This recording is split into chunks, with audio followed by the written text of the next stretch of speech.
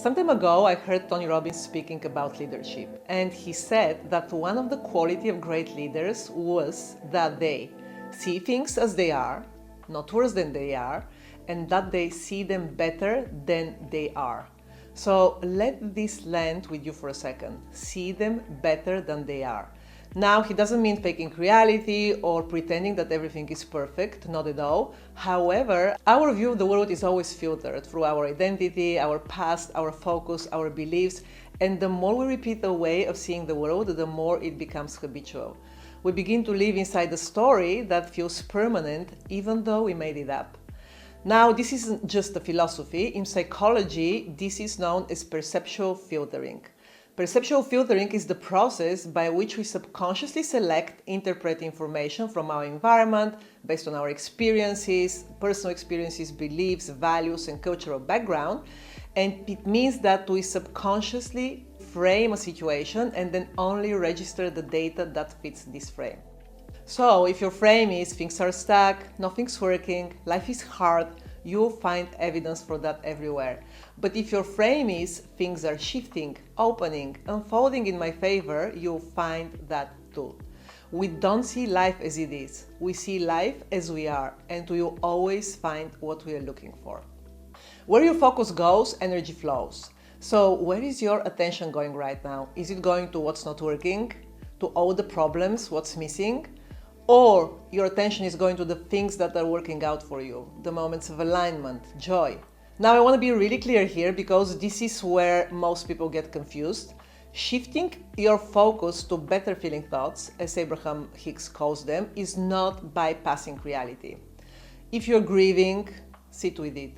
If something needs your attention, give it your attention.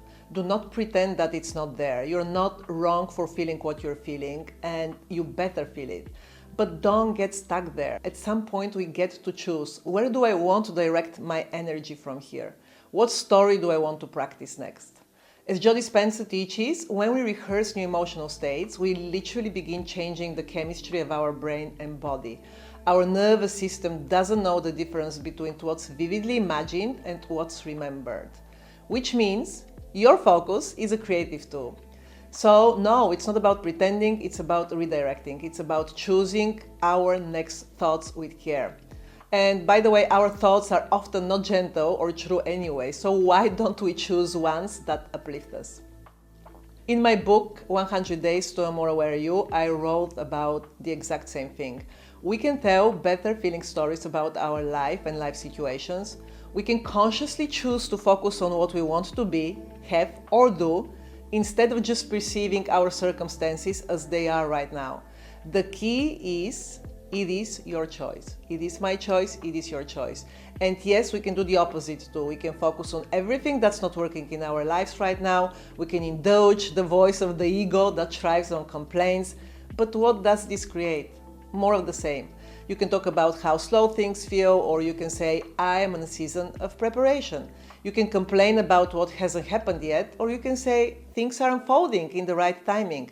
The facts may be the same, but the story is entirely different. And that story becomes your signal. That story becomes your experience. So now, what does it mean to see it better? It means telling a more empowering story, catching yourself when you're spiraling, saying, yes, this is where I am and this is where I'm heading, choosing curiosity over criticism, and choosing movement over stagnation. Tell a story that you like. Focus on the story that you want to bring into existence in your life. And you don't have to lie to yourself. It's not about pretending that things are great all the time. It's about choosing the lens that uplifts you, even when the facts aren't perfect yet. They aren't perfect just yet. So today I invite you to ask yourself, can I see this better than it is? Not to avoid, but to expand. Not to bypass, but to reclaim your power. Not to fake it, but to feel what's possible. You are not stuck in the story you've been telling. You can always write a new story. And your life will rise to meet the quality of your attention. Thank you so much for watching this video, and if you like it, please give it a like and share it with your friends. And please let me know in the comments, what's one area of your life you are ready to see in a new way. With love, I will see you next Tuesday. Looking forward to it. Have a lovely, wonderful week.